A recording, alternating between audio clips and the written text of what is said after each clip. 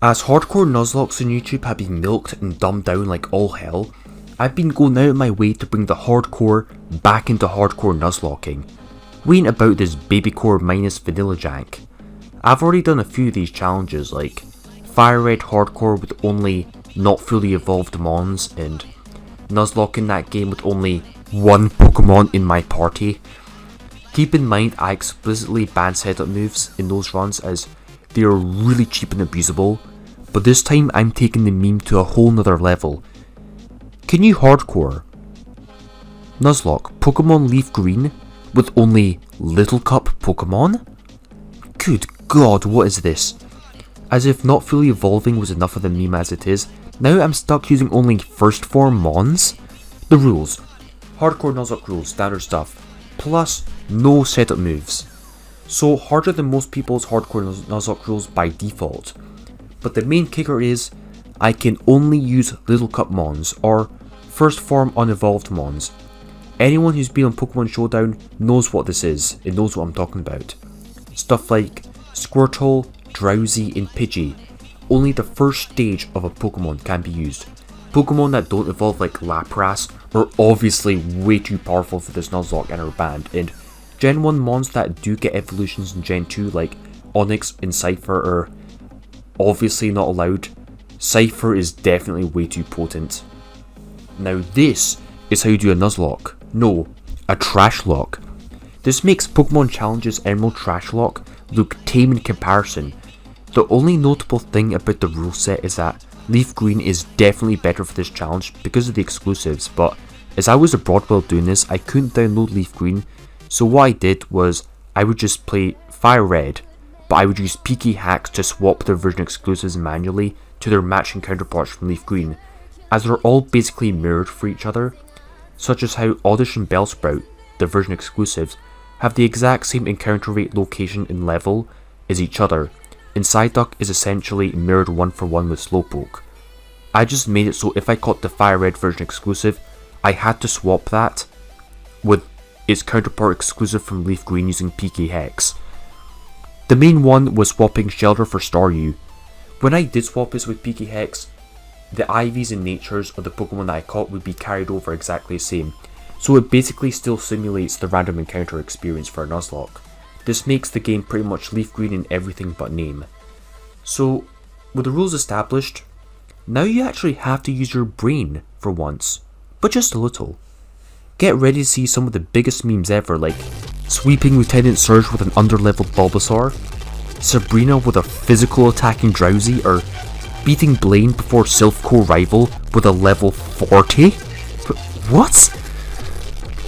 Before the Nuzlocke starts, a quick announcement. I will be doing a Q&A video, so feel free to ask any questions here in the comment section, and I will probably use them in a Q&A video. Don't be afraid to make them weird, controversial, or personal, or just say whatever the hell you want. I don't mind. Almost nothing will be off the table unless it's like going a little bit too far. So make sure to comment if you want me to answer your question in a separate video for everyone to see. I'll even use my real face in that video, so... Anyways, let's start in a Little Locke. This time I picked Bulbasaur as my starter. Don't worry about the rival having Charizard, that won't be an issue, like, even remotely so. Reset for a super optimal Bulbasaur, totally worth it. This is great as a stall mon. Being able to Leech Seed and use Sleep Powder is just amazing for stall strats, as you will see, especially as the AI is really dumb. Now, if I were to tell you that this right here is probably the hardest battle in the entire Nuzlocke, you would laugh, but it literally was lel. Now start the run and catch some jank. This literally does not matter at all. You always get Pidgey and Rattata guaranteed. A bug type which is pretty much useless in either Mankey or Spearow. No matter, the only important thing about that is you should not battle Pokemon with Bulbasaur, or anything that's going to be used at the Elite Four. This is because this time around, EV values are actually very important for once, and here you literally have no way to remove them. I think the only way to remove EVs in this game is by trading to the Hoenn region, which is post game. The last thing you want in this run is Bulbasaur gaining attack EVs or something it doesn't need, and you can't remove it, and you can't EV train your other stats as a result, basically gimping your mon. Use the Bulbasaur only when it's needed, or if you're fighting a Pokemon that gives good EV values like defenses or HP. This is what your sackable useless shit like Pidgey and Rattata will be used for. Let them battle all the cannon fodder trainers and gain them random EVs, so your Bulbasaur can then train against wild mons in the EVs that it wants to get, like Caterpies to get HP.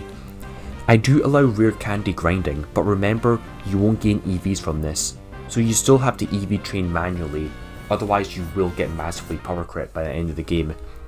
Regardless, get the Brock and Bulbasaur flexes on him. I use Vine Whip because, in case you didn't know, in Pokemon, Geodude is 4 times weak to grass type moves, and guess what? It goes down in one hit. Next up is Onix, and what do you know, it also goes down in one hit. And Oko, which by the way stands for one hit KO, the K stands for knock, and the O stands for out. God, talking to you guys like you're 4-year-olds is pretty painful to do.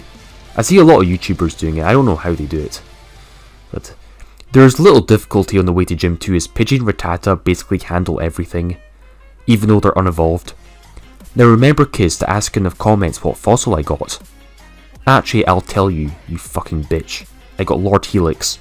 This is actually cracked in this run, always get this.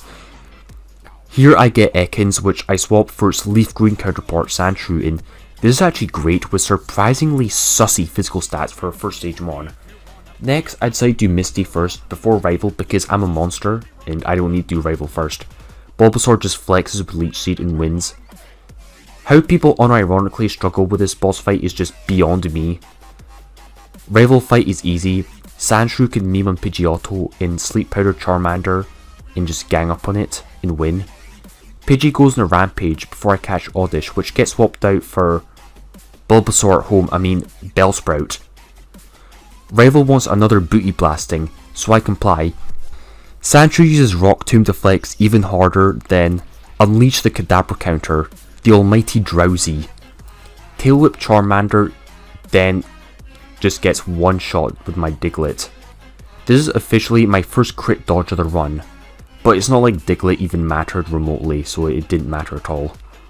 I already used it to catch Abra with Arena Trap, so who needs it anymore? Lieutenant surges next and he does almost literally nothing. Bulbasaur uses Sleep Powder and Leech Seed and just wins. I did even train a little bit for this fight, mostly HP off of wild Caterpies as they give very little HP if you go all the way back to Viridian Forest, but Surge just can't really hurt this Bulbasaur. Double Team literally does nothing as his mons already get Leech Seeded turn 1, so he just win easily enough. Moving on, I get Geodude, along with some other jank. Clear out Team Rocket hideout first, then go to Erika's gym. Erika I thought would be a challenge, but no. I caught a mild nature Vulpix with really nice special attack IVs and that's basically all I needed. Spam Flamethrower and you win. Easy. Again. Lel.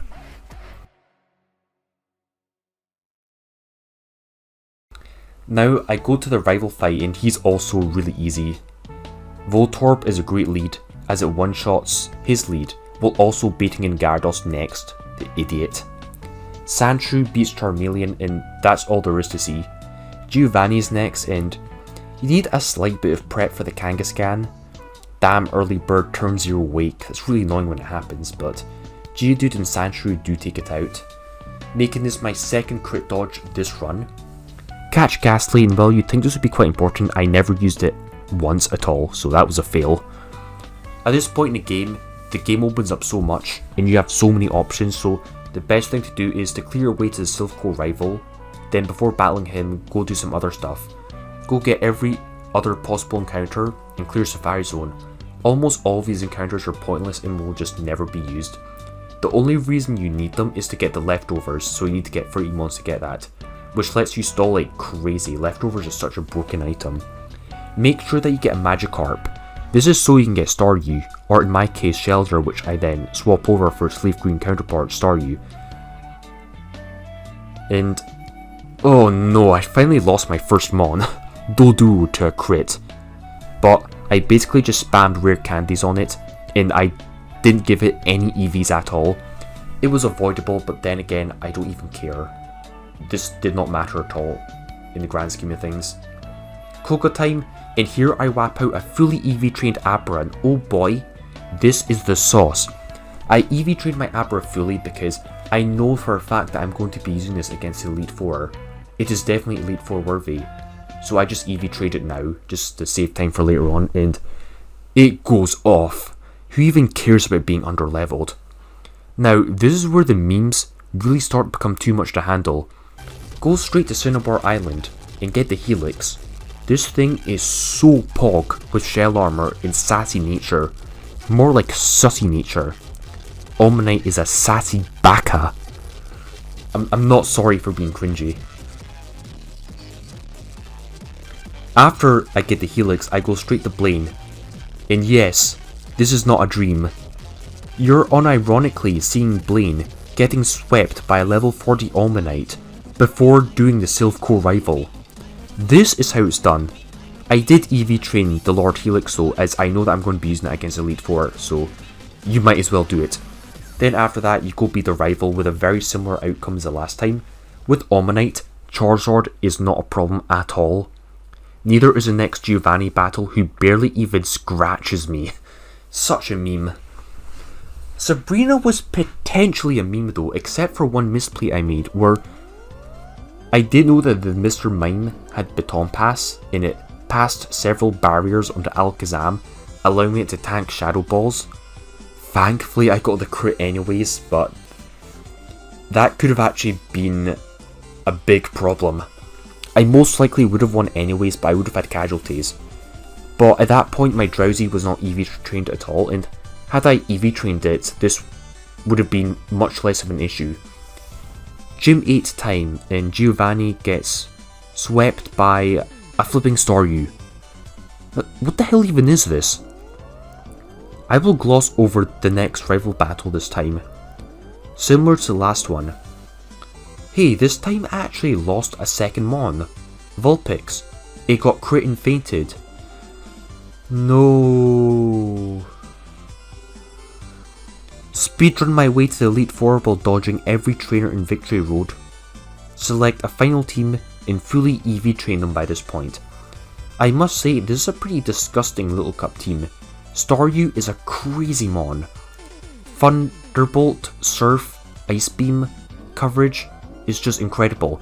Hits almost literally everything in the Pokemon League super effectively. Bulbasaur is a stall Mon. Slowpoke is super stall with Yawn and Protect.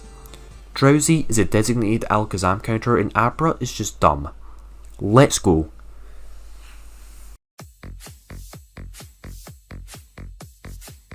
Lead off Staryu, and Dugong literally cannot touch it. Uses opportunity to bait out a full restore before beating it.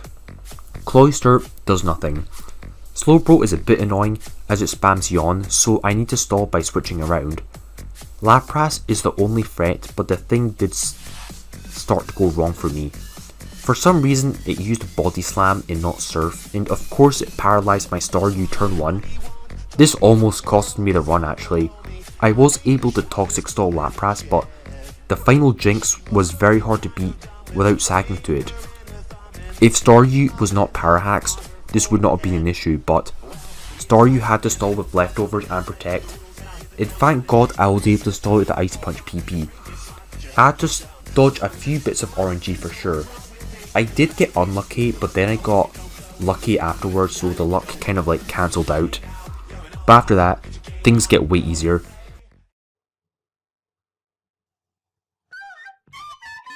Bruno and Agatha next. I use Abra. I use Psychic. 10 times. And I win. What a meme. Lance time, and he also could have potentially gone wrong. Staryu can go off, but I forgot that the Dragonairs have Thunder Wave, which really messed up my strategy. If only this thing had Natural Cure. It's got Illuminate instead, which is useless. Drowsy had to dodge a crit, so Bulbasaur could beat the second Dragonair. Aerodactyl gets completely pummeled by Almanite. Then shockingly, Lord Helix actually one-shots Dragonite. At least that worked out. But then again, I literally did zero amount of preparation for this boss fight and like zero planning. But with that, it's time to end this Nuzlocke. Champion time. Can my memes be more than just dreams and beat the final boss with only little cup mons? Let's find out. So I do a weird flex here and I lead off with babucore to leech seed the Pidgeot. I ain't scared of air release, because this game is so fucking stupid. I do need to set this up so I can beat the Pidgeot with Staryu, with my Staryu being at pretty much full health, so it can handle the real threat, Executor, which I actually didn't really have a good answer for, so my only option was to check it with Staryu. I used Chestoberry just in case I went for Sleep Powder. I can definitely two-shot it, but it didn't even matter. I somehow got a freeze and smacked the Executor. Anyways, omega lol. To be honest, the Executor usually doesn't do that much anyways. It likes to go for Sleep Powder anyways, so the outcome probably wouldn't have changed. Drowsy easily trashes Alakazam, then the Gyarados tries to throw hands at me. Staryu was dead to a crit, but it didn't really matter anyways. Staryu has more than done its purpose by this point, but I would have won anyways, but it dodges the crit anyways and just sweeps the rest of his team. Even the Omanyte would have just cleaned up here regardless. But this is it. Leaf Green Little Cup Nuzlocke. And good lord, I almost single-handedly swept the champion with a flipping Staryu. Just goes to show how dumb many of these YouTube Nuzlockes are, when even flipping baby mons can do this. Staryu was definitely the MVP. Hell, in Gen 3, Starmie is like probably the most broken mon. Definitely S tier. But this concludes the video, and I hope you enjoyed this meme-tastic run. Let me know what you want me to do next, and also remember, ask a question if you want me to answer in the Q&A, but with that, this is the Nuzlocke Enjoyer, signing out.